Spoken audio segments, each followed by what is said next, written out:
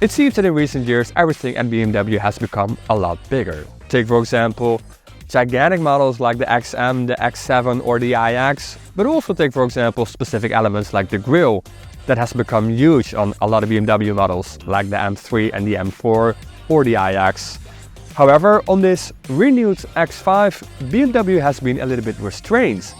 The grille isn't even bigger than on the outgoing model and the headlights are even smaller than on the outgoing model. And those are two specific elements on the renewed X5, and in this video I will show you a whole lot more. I will show you the new interior, the exterior, and I'm going to take the car out for a drive.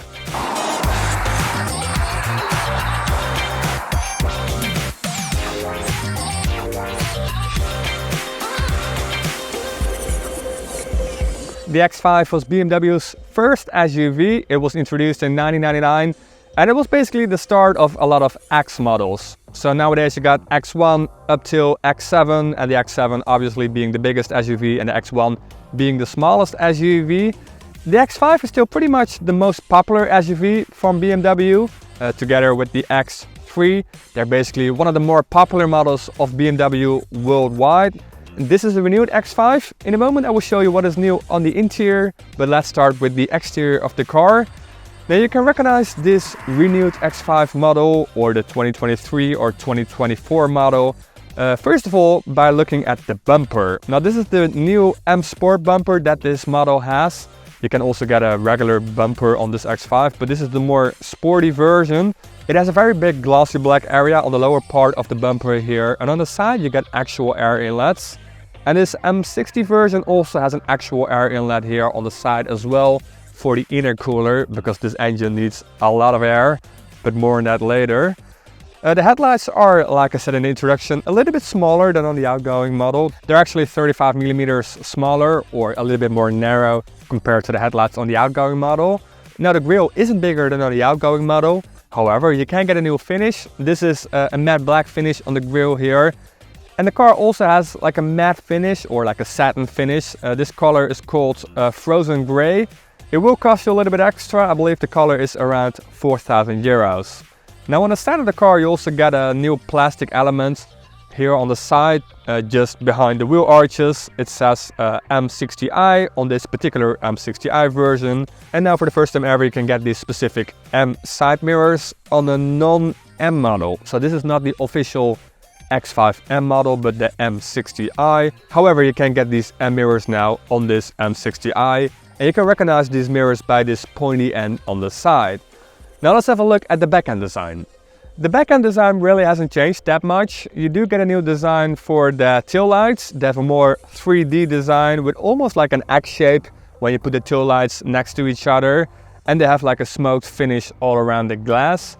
Now the turn signals, they pulse, just like on the headlights, they also pulse. Now the back bumper is also new. Again, this is the M Sport bumper, so you get these 4 openings here.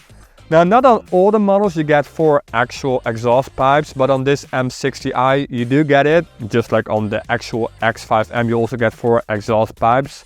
They're actually a little bit more in your face than on this model. Now let's have a look at the cargo space. You have to press 2 buttons to open the door here. One for the upper part and one button for the lower part. Now the X5 has 650 liters of trunk capacity. However, if you go for the plug-in hybrid version, you only get 500 liters because that version doesn't have any underfloor storage, and this version does have that. You even get some gas struts here to open the false floor. I really like that. It really gives this car a very German quality feel. Now what I don't really like is the fact that you cannot fold down the back seat from here.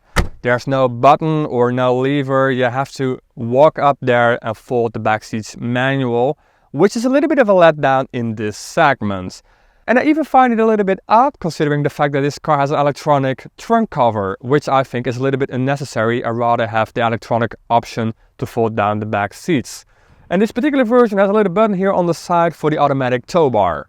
If you got kids, they can never really complain about the fact that they cannot charge their iPhone or tablets here in the back, because here in the back on the renewed X5 you get 4 USB-C ports. You get 2 down here below, and you get 1 each in every individual seat. So if you slide this little thing up, you can find there's a USB-C port behind, which I think is really clever.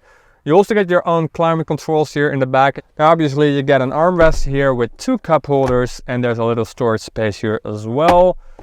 I do like the fact that the finish here in the back is really good. It's just as nice as up front. So you get these soft materials on the door panels. You get this really nice finish of the audio system. This particular version has a Bauer & Wilkins audio system. I do believe it's like 4,000 euro extra, but however it does sound really good. And you even get some speakers here in the ceiling.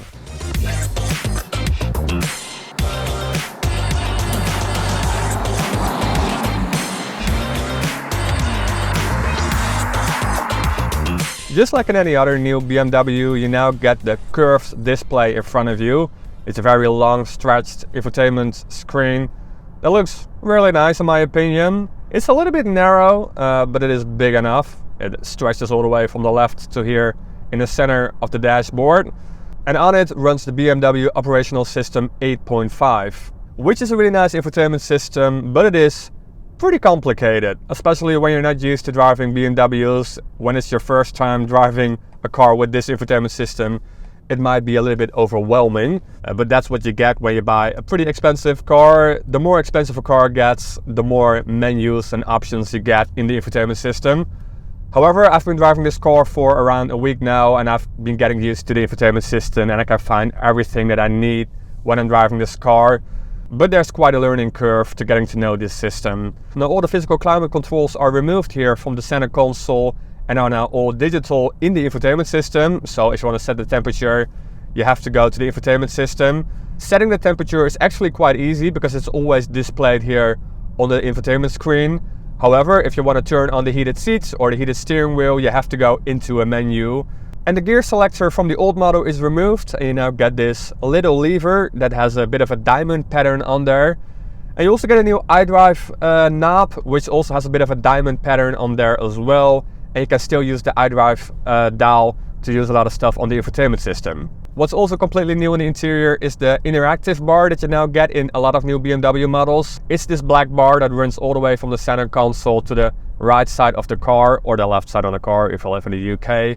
It also has this diamond pattern, and on this particular M60i model or the X5M, you get this M model engraved in the interactive bar, and there are also some LEDs integrated in this bar. This particular version also has the M seats, so there are like sport seats with integrated headrests.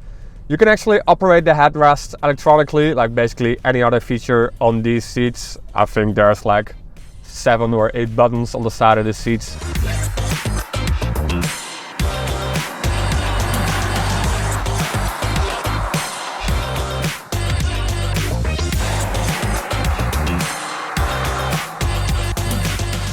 Then let's talk engines on this car. There are a couple of new engines available for the renewed X5M. I'm driving the M60i version, like I said a couple of times, and this car replaces the M50i. This version has a 4.4 V8 producing 530 horsepower and 720 newton meters of torque, which is plenty. It's actually a whole lot of horsepower, so this car is pretty fast. You got 3 drive modes. You got Comfort, Eco, Pro and Sport. So if I put the car in Sport and I give it some gas, yeah, this car is just lightning fast. The car will do 0 to 100 in 4.3 seconds, which still blows my mind for such a big SUV. Now obviously you can still get the X5M, which is the proper M version. That version has the same V8, but it produces a little bit more, 625 horsepower.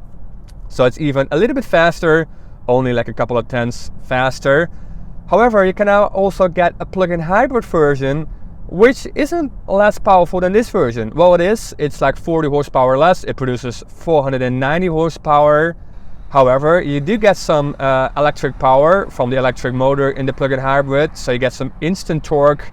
And that car will do 0 to 100 in 4.6 seconds, I believe. It's only a couple of tenths slower than this V8 version. So that's actually not a bad deal, especially because the plug-in hybrid can also do 110 kilometers of pure electric driving.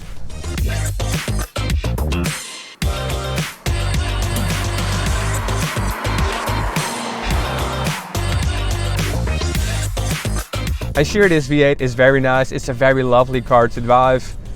It's actually still pretty economical considering it's a pretty hefty V8. But the plug-in hybrid is a pretty good deal, especially in some countries tax-wise. The plug-in hybrid makes a lot more sense. However, if you still want to have some old school fun, and this is probably one of the last X5 versions that you can have some old school V8 fun with, go for this version, or take the X5M if you want to go all over the top, if you want to go all in. But I do have to be honest, the sound of the V8 sounds amazing, but it is not all real. A lot of the noise from the engine comes from the really nice Bowers and Wilkins audio system that again cost like 4,000 euros, but it does make the engine sound really good, but obviously that is not completely real. However, you do get some variables out of the back, especially if you let go of the accelerator pedal. You do get some nice variables from the back, but again, it's not all real. But that's not completely BMW's fault. There's a lot of EU regulations that really forces BMW to install a lot of filters in the exhaust system. So that's it for this renewed BMW X5. If you like this video, give it a thumbs up. And if you want to see more videos like this in the future, hit that subscribe button, and then I'll see you in the next one.